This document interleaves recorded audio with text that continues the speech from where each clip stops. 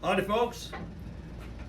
Well, coming to you again from the lower level world headquarters, the old woodworking shop.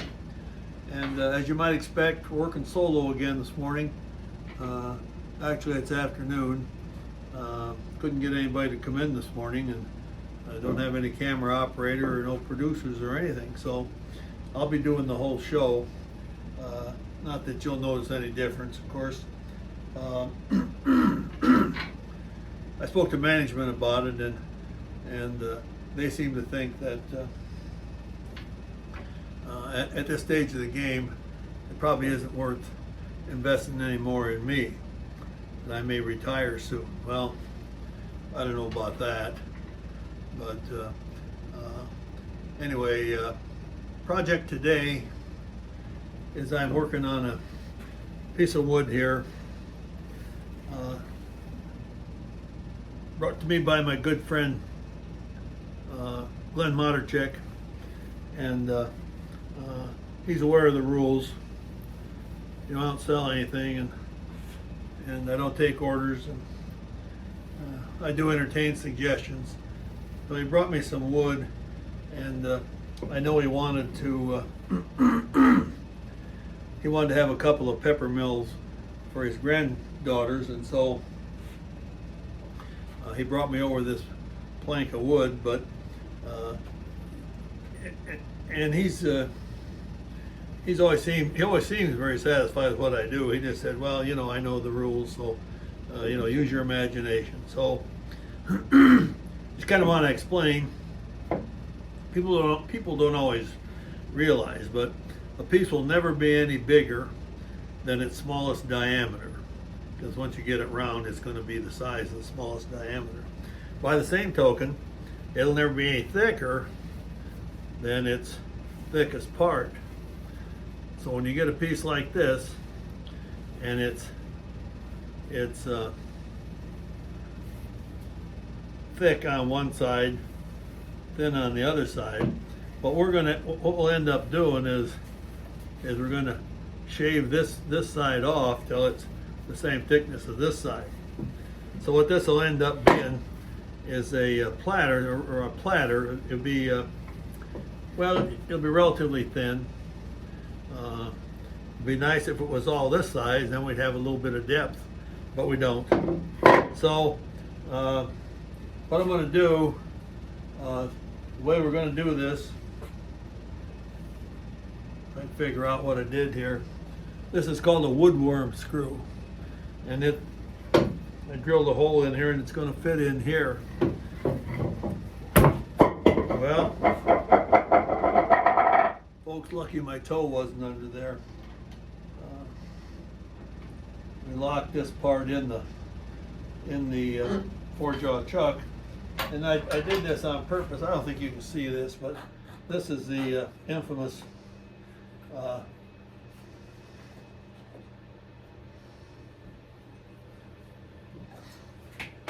well, you know, some days,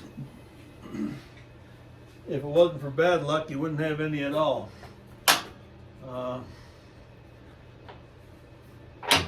Now, spindle's locked, and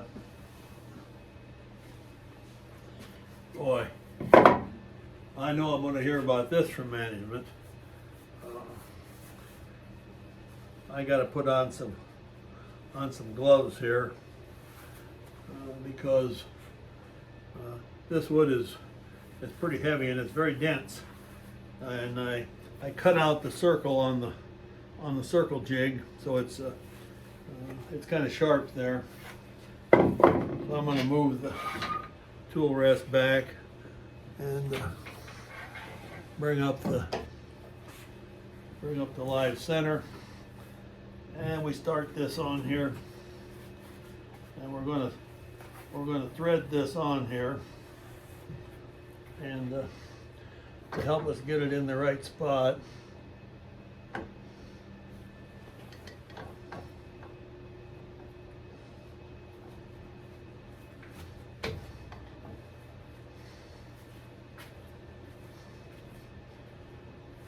I think that's right. We keep pushing here right in the middle so it goes on straight and threads onto that woodworm screw. It tightens up on here. We tighten this up, we lock it down so it can't go anywhere. Now we take the spindle lock off, and well, this thing's gonna be somewhat out of balance. I don't know how much, and so the first thing to do. Whoops, and I'm wondering if that's gonna. Yeah, so I figured that.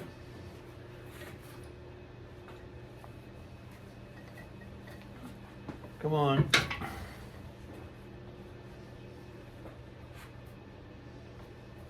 I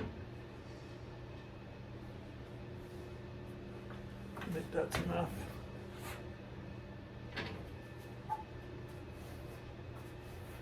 Got to get it so it clears the tool rest.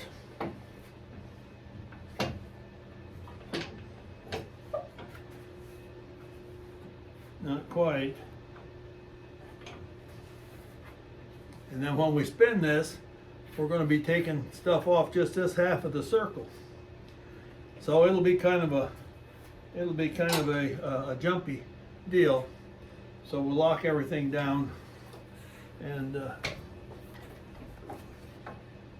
tighten that up, spin the locks off. These gloves are going to come off, and to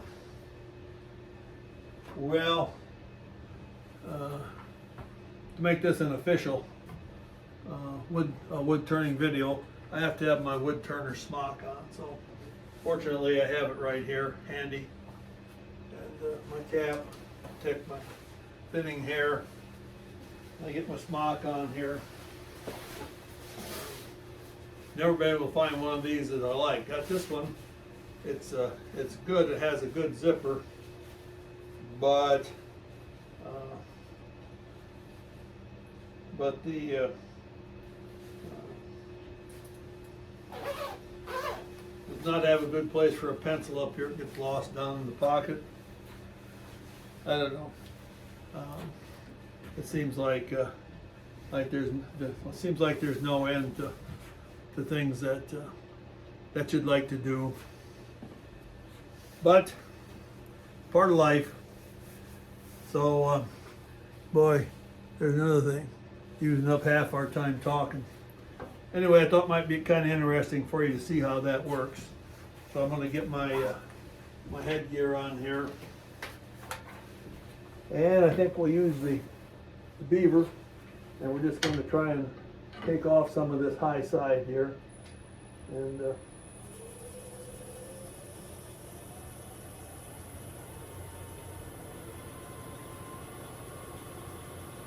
we're turning at about 600.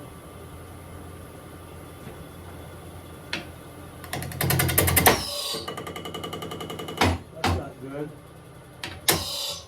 Neither is that. Well, let's start over here again.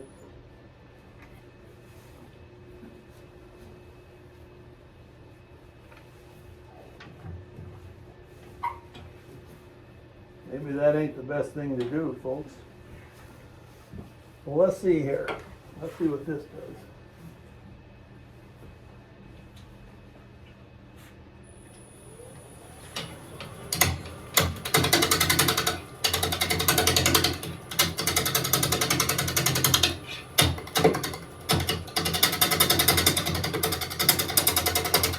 We were taking too big a bite with the beaver.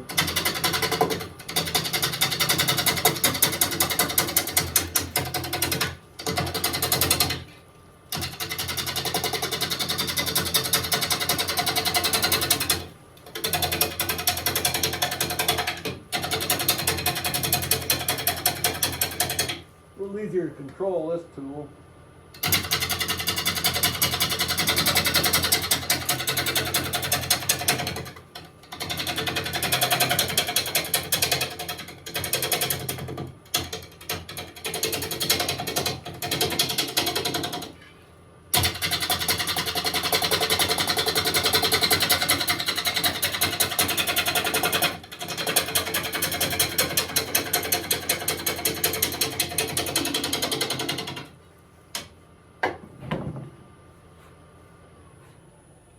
our tool rest in.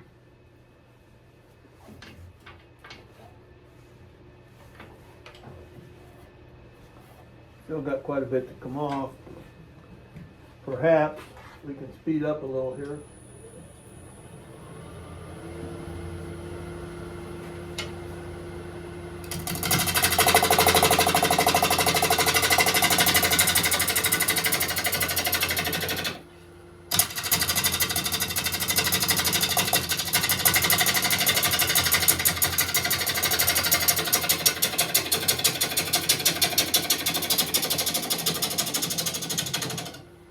Planning on having this be the bottom of the bowl. So what the agenda is here is I want to turn the tenon on this end, and then we'll turn this thing around and we'll carve a shallow bowl or platter out of that. And we don't have much time left here this morning. So let's quit talking.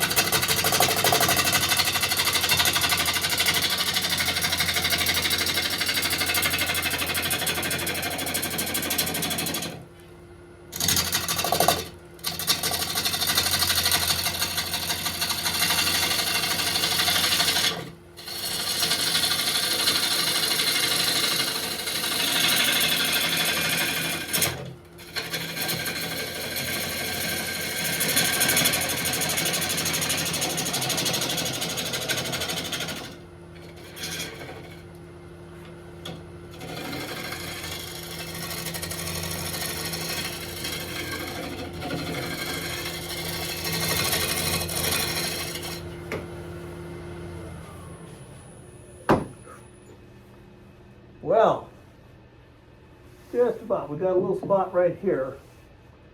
But I think what we'll do is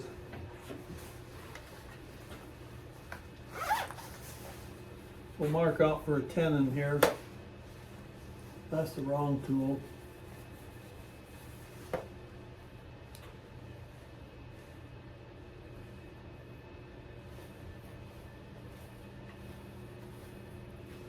Mark out for a tenon.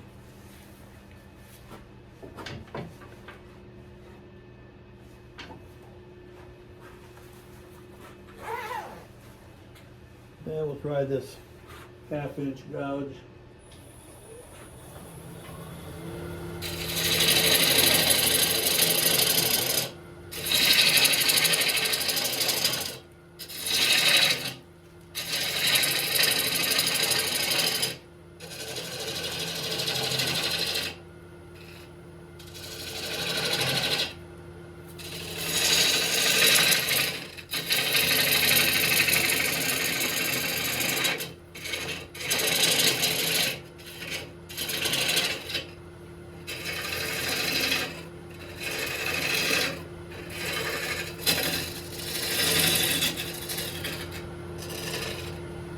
Okay.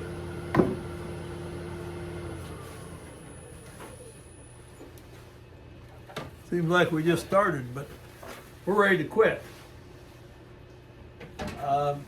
Perhaps we'll come back when we get onto the other side of the bowl. The tenon is pretty well formed there. I'll finish forming the bottom and then we'll turn this around and maybe show some of the other side. So thanks for watching. Have a good day, folks.